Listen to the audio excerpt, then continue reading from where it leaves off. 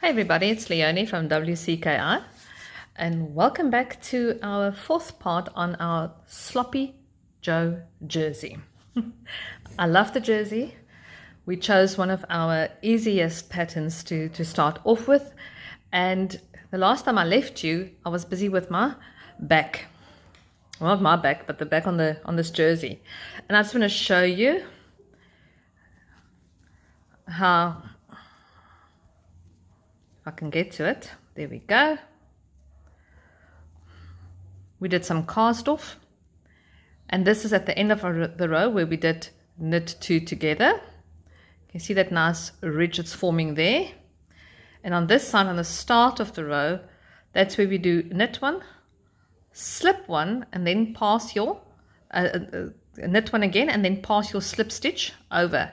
You can see the ridges look very much the same. I mentioned that I want you to keep, when you get to the top of the last row of your back, when it says cast off, let's just recap on the pattern. Cast off all stitches for back. I said that I would like for you to keep it on a stitch holder. Now this is what a stitch holder looks like. They come in a variety of shapes and forms.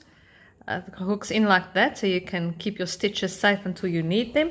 Or even this one. Now this one is quite old, but it's got like a spring type, I don't know what you call this, but it pulls off that side. Can you see there? It is in place. So on this side it will pull off, and you can add the stitches on. This is like, it's like a spring in it, and then once you're ready you just hook it back on, and you can keep your stitches safe until you need them.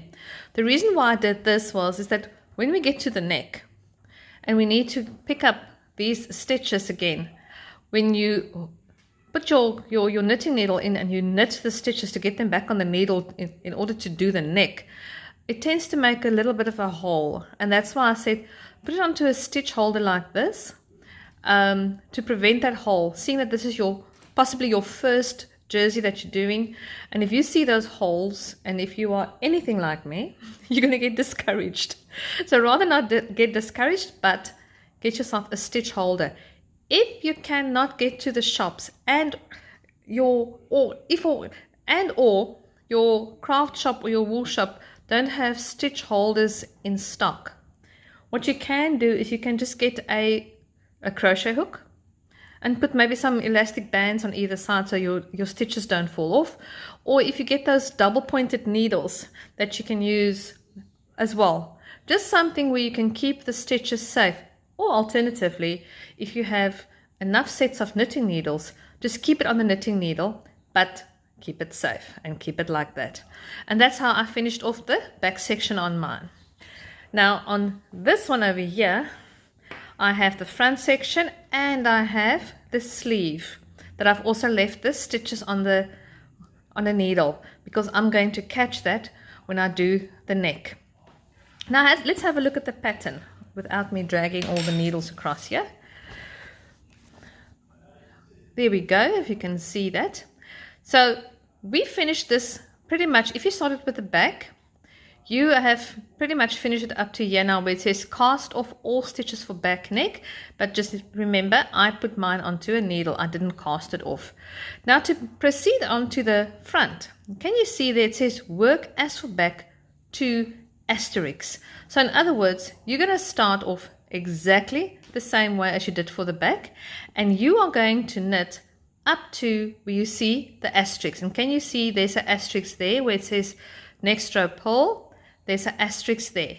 So when you've done everything, you've shaped your raglans and you got up to this row, that is what you will do exactly the same for the front section. Once you get there on the front now, you're going to flick your page, and right at the top, that is where you will continue knitting for your front of your Sloppy Joe jersey. Just follow the instructions. It's pretty much the same as what we've already done. Knit one, slip, knit one, pass, slip stitch over. You've seen all of that. Now you're going to shape your neck, and it says you're going to cast off the next so many stitches. Now again here, that is what I kept on a stitch holder. So I did those few, leave these stitches on a right hand needle on a holder, because we are going to come back to this section here to finish the neck. Because if you can just picture this now, this is now for the front, so your center pieces are going to be a bit lower, as you can see from the diagram on the previous page. We are there now on the pattern. So can you see that section there is lower? So we are now first going to finish the left side and the right side on your jersey. And that is what it is talking about when you get to here. So you're going to first knit one, you're going to slip it over, you're going to knit your appropriate amount of stitches based on your size. You're going to leave those stitches on right hand needle on a holder. You can either keep it on the same knitting needle, but it becomes a bit sticky and messy to organize yourself with. Slip that onto a holder. Then it says cast off the next however many stitches for front neck. Now again, these stitches are left on a holder as well, because when it comes to finishing off the neck, I'm just going to pick up these, in my case 15 stitches to carry on with. But then we're going to carry on to the last few stitches. You're going to do your knit two together again, and you are going to continue on these stitches only for left side of work. So you're going to do your left side, and that's how you will proceed with your left side. I just need to point something out to you that changes on the left side. Can you see here your abbreviation is still SKPO, which we have already done. But when we get here, if you are using, or if you are making sizes 1 to 9 or 10 to 13, but can you see there's a new abbreviation? It's called SKTPO. Now, flick to the front, your abbreviations, SKTPO, slip one, knit two together, and pass slip stitch over.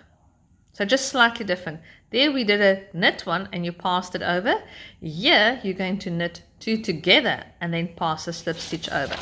That's the only difference, or the only new abbreviation that you will encounter at this point. And then you'll do a purl row, you'll do a knit one. There's your SKTPO again, knit two together and fasten off. So your left side comes up to one stitch and then you cast it off. Then you will go to the right side, which you left on a needle over there, and you will go to the right side and you will, can you see, wrong side facing, you will rejoin your yarn. So make sure that you join your yarn on the wrong side facing, and you will complete the right side of your neck as well. And that is how we do the back and the front sections of our Sloppy Joe jerseys. Now let's move on to the sleeve. Nothing new when it comes to the sleeves. You are all familiar now with how to cast on stitches, how to do a single rip. We know about the wrong side row. We know how to measure to get the correct length for our rib, our single rib that we make. Then we're going to continue in stocking stitch, increasing one stitch at each end of every so many rows. In my case, it was every 6th row. So at every 6th row, I had to increase on both sides. At the beginning and at the end, we increase a stitch until you have the appropriate number of stitches that you require. And then we're going to continue. There we go. That is with every 6th stitch. Here it changes rhythm. Here it says increase one stitch at each end of every, in my case I had to do it every 4th row again, until you have that number of stitches.